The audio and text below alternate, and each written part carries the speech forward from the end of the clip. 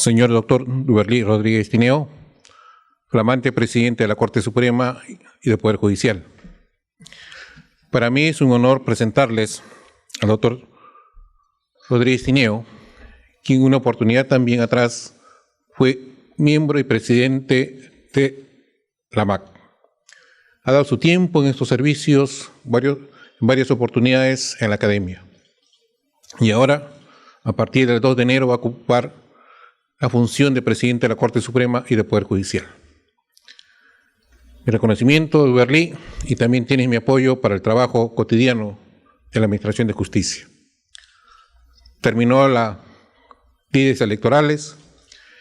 Concluida esta, todos debemos trabajar conjuntamente para que nuestro Poder Judicial sea respetado a nivel nacional. Podemos recobrar la confianza ciudadana y eso depende de nosotros, de todos los jueces y funcionarios del Poder Judicial que trabajan cotidianamente. El tema que nos va a tratar hoy día tiene relación con nuestra propia cultura nacional. Y para mí es un ejemplo la ciudad o el departamento de Puno. Como indiqué cuando se abrió la sede descentralizada de Puno, Puno es una síntesis de tres culturas: la cultura castellana, la cultura quechua, la cultura aymara. Son tres culturas que conviven y viven en un mismo espacio geográfico. Si analizamos estas tres culturas, cada uno tiene sus usos y costumbres, sus variantes y perspectivas sociales, económicas, religiosas, políticas y hasta a veces también jurídicas. Si analizamos en sí la cultura aymara, es más pujante, más violentista, y la cultura quechua es más reflexiva y hasta un poco más pacífica. Y la castellana es como una simbiosis de ambos. Eso es nuestro Perú. En nuestro Perú hay una pluriculturalidad cotidiana. En la selva hay más de 28 idiomas o dialectos que se hablan, y algunos se van perdiendo, como 10 se han perdido, porque no hay personas que puedan traducir de los pocos personajes que viven y puedan perdurar en un lenguaje escrito. Ese es el tema que nos trae ahora.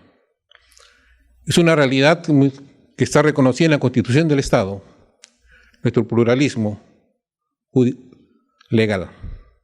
La Constitución del año 1933 siguiente se ha reconocido a las comunidades campesinas en esa oportunidad como algo que siempre administraban justicia dentro de su ámbito.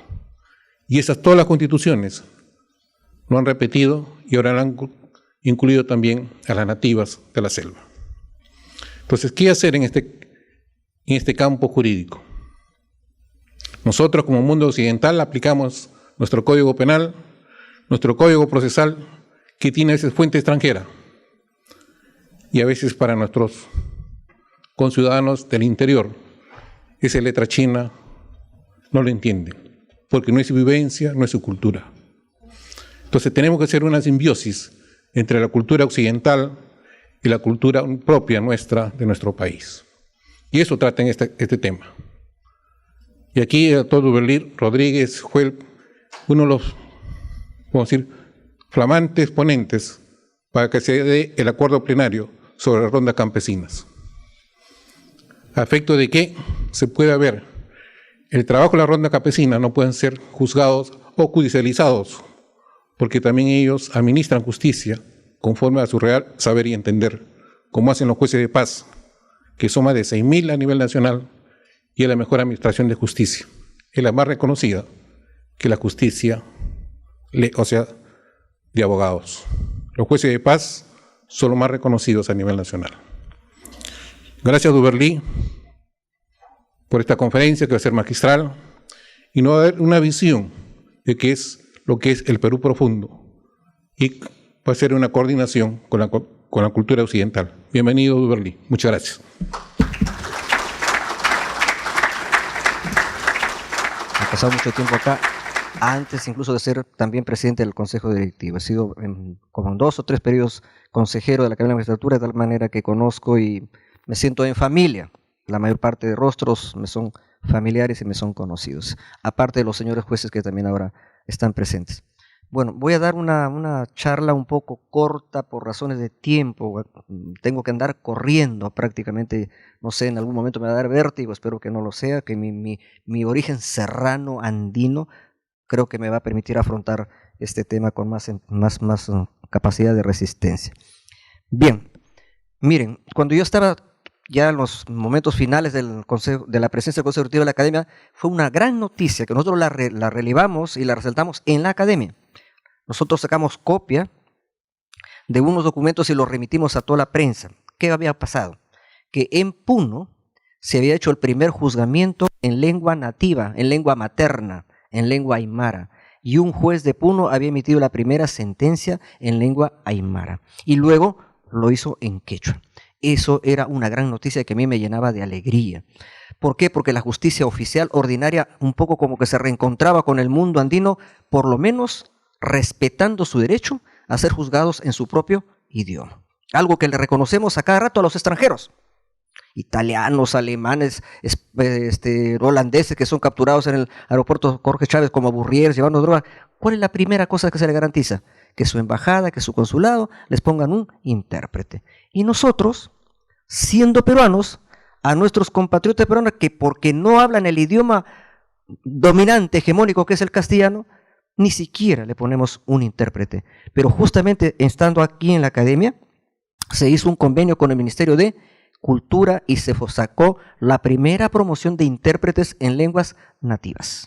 Particularmente donde hay más dificultad, que es en la comunidad nativa de la selva, donde se hablan 32 lenguas, 32 idiomas. Ya hay que dejar atrás esa palabra muy, digamos, discriminatoria que le llaman dialectos. No, son idiomas. Cada vez que un grupo humano inventa un idioma, es un idioma. Y no hay que es un idioma superior y el otro es un idioma inferior. Todos tienen la misma jerarquía porque ha sido creado por la especie humana. Pues bien, ahora, por ejemplo, ¿qué noticia me ha impresionado? Que el canal del Estado, la televisión estatal, ya inauguró la emisión de un noticiero en quechua. Eso es una gran noticia. Es decir, los que agarramos las banderas de la justicia indígena, no estamos solos. Estamos avanzando, estamos caminando. Pues bien, toquemos rápidamente los temas que nos convocan. Pluralismo jurídico y sistemas jurídicos indígenas. Ahí donde hay pueblos indígenas que tienen su identidad propia, entre ellos el idioma, ¿no? Hay un debate. Siempre ha habido un debate en si se reconocen el derecho de esos pueblos a administrar su propia justicia al margen del Estado, etc. Ha sido una batalla ideológica entre corrientes reaccionarias que se oponen, que dicen no tiene que haber una sola cultura oficial, una sola cultura dominante, tiene que haber un solo idioma oficial, etcétera, etcétera. Todo eso ha ido ya siendo derrotado. Pues bien, ahí viene el problema de la concepción monista del derecho y la concepción pluralista del derecho. Mono es uno, monopolio es un solo, digamos, grupo económico, por ejemplo, que monopoliza el comercio del azúcar o que monopoliza el petróleo. Ese es monopolio. Y en derecho, ¿qué es monismo jurídico? El monopolio de una sola expresión del derecho, que es el derecho estatal, que es el derecho escrito. La concepción del Perú, Estado-nación, y que no existen otras naciones, y que no pueden haber otros derechos al margen del derecho del Estado. Ese monismo jurídico, del cual nosotros en cierto modo hemos sido casi como defensores, porque nosotros formados como abogados en las universidades y luego como jueces, se nos ha hecho creer que el único derecho que existe es el que nos enseñan, pues, o sea, el derecho penal, el derecho civil, tributario, comercial, y ni idea tenemos del derecho indígena, del derecho rondero, alejados totalmente. Y hasta ahora hay una fuerte resistencia, y particularmente en el Ministerio Público, de aceptar un mandato constitucional, porque el artículo 149 de la Constitución ha reconocido implícitamente el pluralismo jurídico.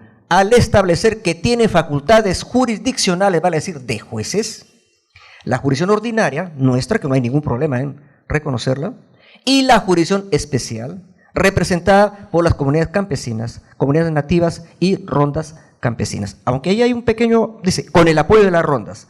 Pero ese pequeño vacío, la Corte Suprema, en un acuerdo plenario, el número 1 del 2009, lo ha superado vía interpretación extensiva, diciendo que los mismos derechos que se le reconoce a las comunidades indígenas y a las comunidades nativas, se les hace extensivo a las rondas campesinas. Ese acuerdo se llama Derecho Penal y Rondas Campesinas, con el cual quisimos poner punto final a ese abuso que se estaba cometiendo contra los ronderos, que ellos, persiguiendo el delito, acabando con la inseguridad ciudadana en el campo, más bien eran perseguidos por la justicia oficial, por la justicia estatal, y eran procesados por el delito de secuestro, porque cuando ellos privan de su libertad a un abigeo, los abigeos lo primero que hacen es interponer una denuncia penal por secuestro. Y nuestros fiscales y nuestros jueces, realmente prevaricando, sin haber leído el artículo 149, los procesaban, y teníamos 250 o 300 ronderos procesados al momento que emitimos el acuerdo plenario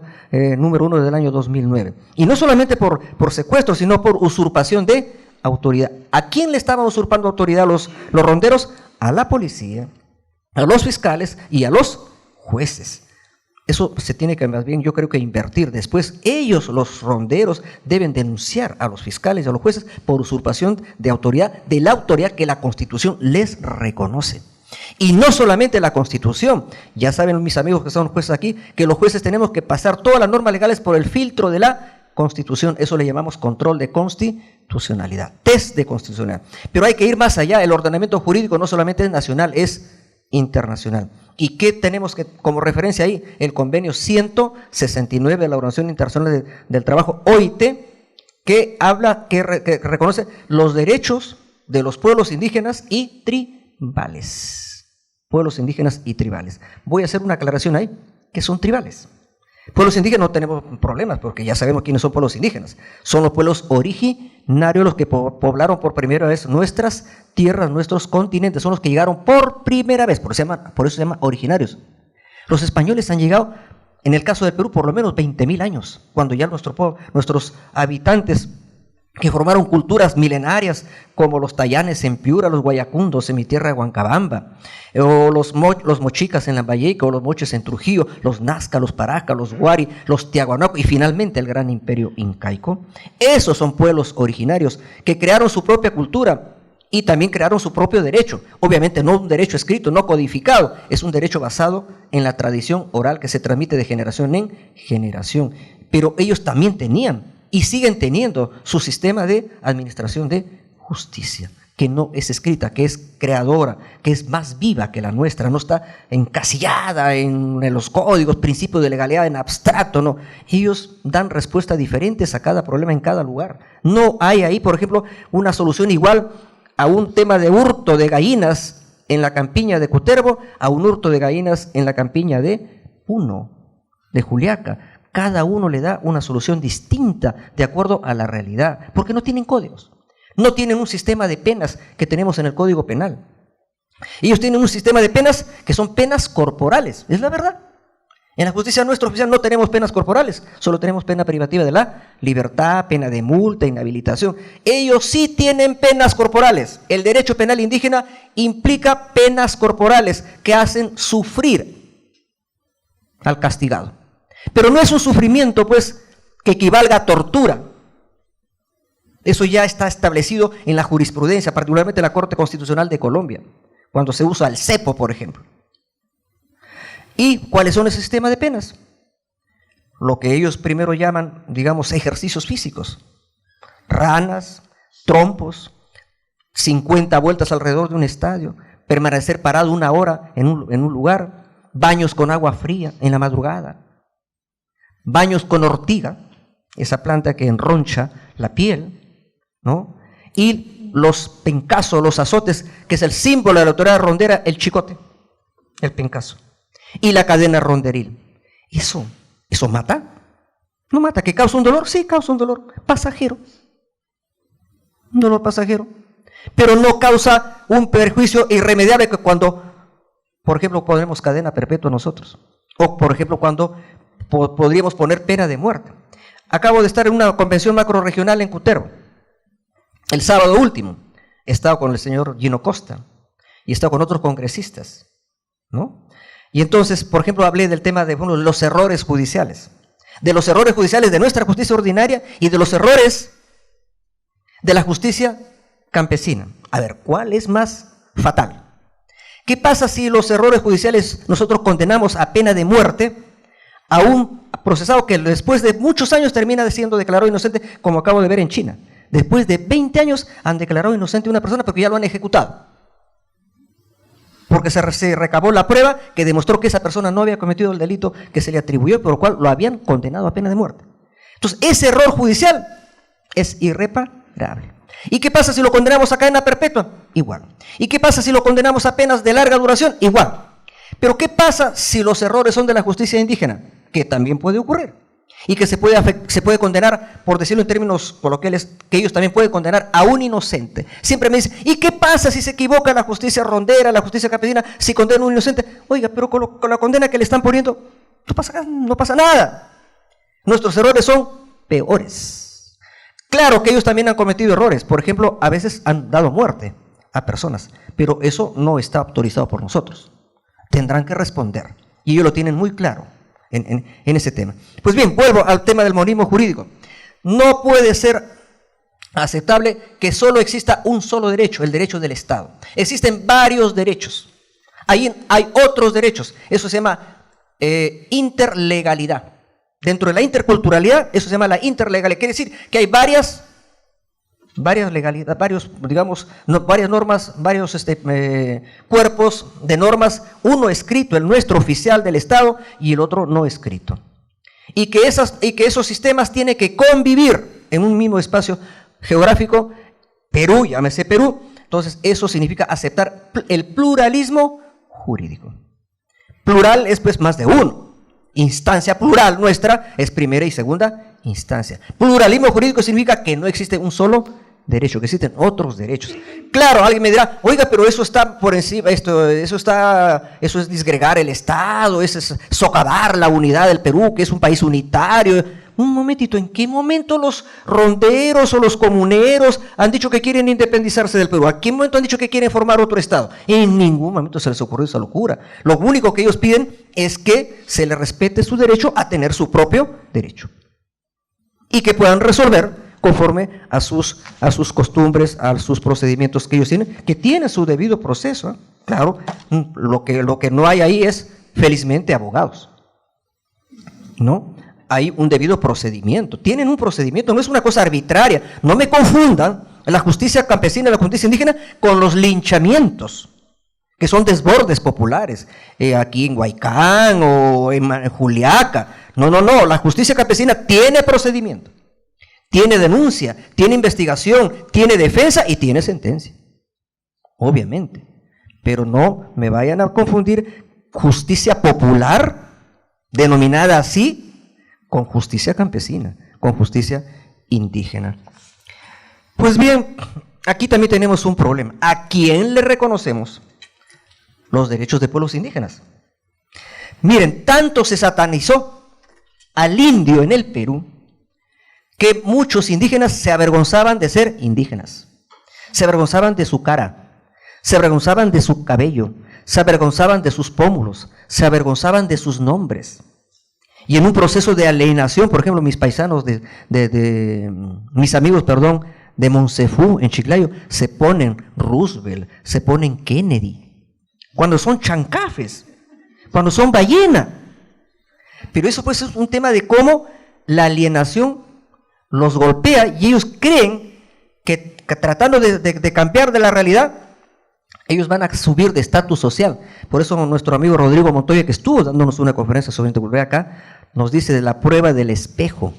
¿Qué es la prueba del espejo? Nosotros nos vemos casi todos los días en el espejo y el espejo nos dice la realidad, pues, cómo somos. Viejos, jóvenes, feitos, simpáticos, no sé. Pero depende después de digamos, de la idea que uno tenga qué cosa es belleza o qué tipo de persona queremos ser.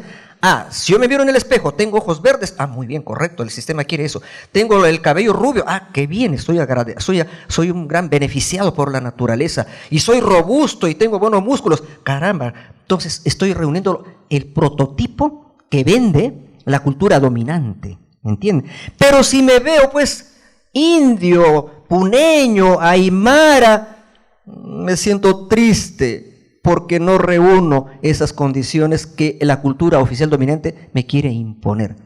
Entonces, esa cultura del espejo y esa lectura del espejo obedece a un patrón que nos impone la cultura dominante. Porque, ¿por qué el tema de la belleza va a estar asociado en comparación con el blanco, con el europeo? Oiga, hay bonitos y feos en todas los grupos étnicos, porque razas tampoco no existen, ¿no? Luego, si hablamos de raza, la raza humana, punto. No existen raza blanca, ni amarilla, ni negra, ni india. Perdón, solamente existe una raza, la especie humana. Yo les estuve haciendo un ejemplo un poco chistoso a los ronderos de ahí en Cutero. Le dije, por ejemplo, las cabras tienen diferente color. Blancos, negros, rocíos, pintados. Pelen a la cabra, sáquenle el cuero y ¿cómo quedan? Todos quedan exactamente iguales. Hagamos lo mismo con nosotros. Pelen a un negrito de África. Pelen a un blanquito, a un gringuito de Europa. ¿Y cómo quedan? Exactamente iguales. Todos tienen la misma sangre, el mismo vaso, el mismo hígado, los mismos intestinos, el mismo corazón, los mismos pulmones. Pues bien, pero nos han vendido la idea de que la raza blanca es superior. ¿Y qué pasa cuando los españoles procreaban con nuestras indias? ¿No tenían hijos de españoles? Y ese español padre tendría que decir que su hijo es un semisalvaje porque era hijo de una india. A ver, que lo diga. O si un gringo norteamericano se va a África y tiene relaciones con una negrita africana y le hace un hijo, y le nace ese hijo o blanco o negro, o le sale como los brasileños, negros con ojos verdes, que es impresionante. Entonces, ¿me pueden decir que ahí se mezclaron una raza superior, una sangre superior y una sangre inferior? Mentira, es la misma base genética y todos somos iguales. Y no hay razas superiores ni razas inferiores. Eso fue un cuento que nos vendieron los colonialistas para mantenernos siempre dominados, ¿no? Y si eso lo llevamos al idioma, a la vestimenta, a la comida, etcétera, etcétera, también tenemos que establecer que todos los grupos humanos étnicos son básicamente iguales. Pero entonces, como hay ese digamos, menosprecio histórico contra la raza indígena, los que son indígenas ahora tienen vergüenza a llamarse indígenas. En Ecuador no, hay la Confederación Nacional de Pueblos Indígenas, así se llaman. Yo he estado en el carnaval más bonito de Ecuador, que se llama el Carnaval de Guaranda. Vayan en febrero de cada año, es impresionante. Hay desfiles de pueblos indígenas con ese nombre de pueblos indígenas. ¿Ustedes han visto aquí en el Perú hacer un desfile de pueblos indígenas con ese nombre? No, porque hemos sido víctimas de ese menosprecio. Y por eso que mi paisano, Juan Sin Miedo, Juan Velasco Alvarado, a fines de la década del 60, lo que era comunidad indígena, porque históricamente su nombre verdadero es comunidades indígenas, les cambió de nombre. ¿Cómo se llaman ahora? Comunidades campesinas. Y el Día del Indio era el 24 de junio, Día del Indio, correcto que sea el Día del Indio, y ahora es Día del Campesino. Entonces nuestros indios y nuestros quieren que los llamen campesinos, pero que no que les llamen indios. ¿No ves que tanto se los ha satanizado, tanto se los ha humillado? Pues bien, yo creo que debemos volver a la denominación correcta. Debe ser comunidades indígenas, son pueblos indígenas. Día del Indio, es el Día del Indio. Tenemos que volver, pero hay que revalorar a nuestros hermanos del mundo andino, porque si no lo hacemos, ellos van a seguir avergonzados. Por ejemplo, en las comunidades quechua-hablantes, los padres les aconsejan a sus hijos que ya no aprendan quechua, que ya no hablen quechua, porque ellos tienen la idea que el idioma que más vale es el castellano, y de paso que aprendan otro idioma, pero que sea inglés. ¿Cómo van a aprender el quechua? Ya no, eso está bien para sus padres, pero ya no para los hijos. ¿Se dan cuenta cómo la alienación? Yo, por ejemplo, padezco de una frustración terrible. No he aprendido el quechua. Hace poco tiempo me metí al Ministerio de Cultura a estudiar quechua. Estuve un mes, me entraba por una oreja y me salía por la otra. Así que ya he tomado una decisión, voy a acumular vacaciones y me voy a meter a vivir en una comunidad indígena y a la mala voy a tener que aprender el quechua. Porque me gustaría escuchar a Magali Solier cantando Coca Quintucha y no tener que buscar a alguien que me traduzca. Porque el quechua es poético, es intraducible, es hermoso, ¿me entienden? Entonces, eso es una de mis frustraciones.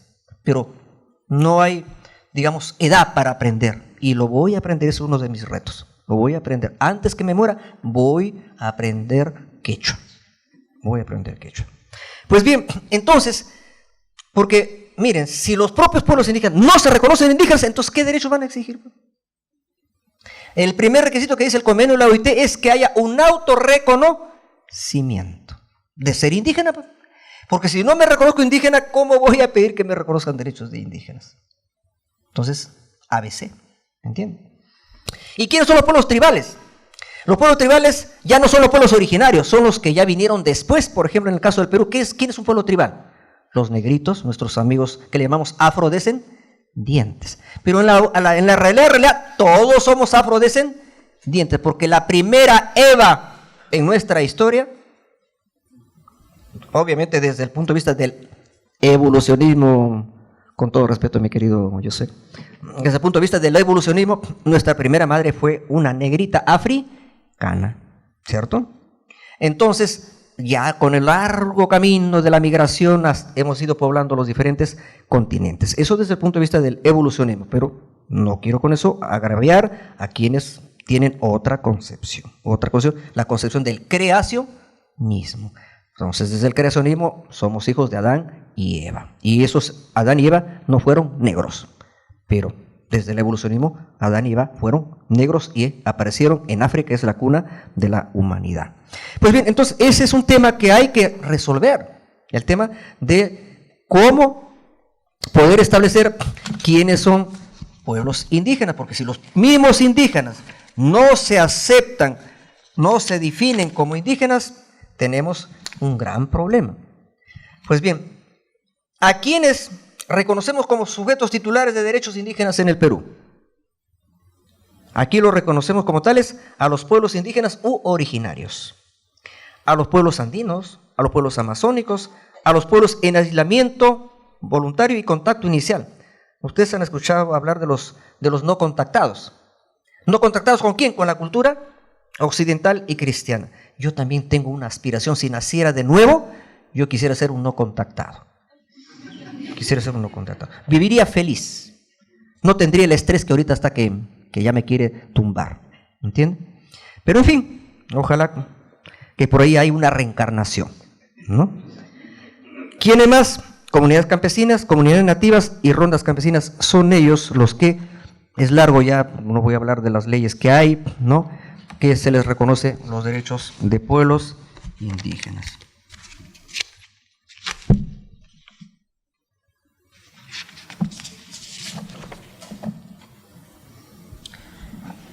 Bueno, para terminar, la Corte Suprema, poniéndose a la vanguardia, tiene iniciativas legislativas y entonces en sala plena hemos aprobado hace años atrás un proyecto de ley de coordinación de justicia intercultural. El artículo 149, que reconoce las facultades jurisdiccionales a la justicia indígena, dice que una ley regulará la coordinación, y la coordinación es entre iguales, no es entre desiguales. Regulará la coordinación entre la justicia ordinaria, entiéndase poder judicial, jueces profesionales como yo que me pagan un sueldo más o menos decoroso, no suficiente, pero bien, decoroso. Entonces, regulará la coordinación entre la justicia nuestra, la ordinaria, con la jurisdicción especial. Han pasado 20 años y no se ha dado esa ley. Eso es pereza legislativa de los legisladores. Lo estamos llenando nosotros. Acabo de venir de entrevistarme con la presidenta del Congreso, Luz Salgado, y le he dicho que una de las prioridades en las iniciativas legislativas que tenemos es que nos aprueben esa ley, porque eso nos va a poner en paz, en armonía, porque hay tensas relaciones también entre la justicia nuestra y la justicia especial, ¿me entienden? Pero también quiero aclarar una cosa, justicia ordinaria, la nuestra, es la justicia casi hegemónica, o sea, es la mayoritaria, eso también es verdad. La justicia especial, pues, es excepcional. Pero aquí también aclaro, algunos dicen, ahí hay justicia especial porque hay ausencia del Estado. Solución, lleven al Estado. Mentira, eso no es así. Es una corriente ya superada que se llama la corriente integracionista o asimilacionista. Como tú formas parte de otra cultura, te asimilo a mi cultura. Como tú tienes otro sistema legal, te asimilo a mi sistema legal. En otra palabra, te lo impongo. No es así.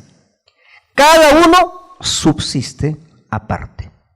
Totalmente fuera de contexto el asimilacionismo, el integracionismo. Eso que de inclusión social, está bien, puede ser en términos de políticas sociales del Estado, pero no en términos de cultura, en términos de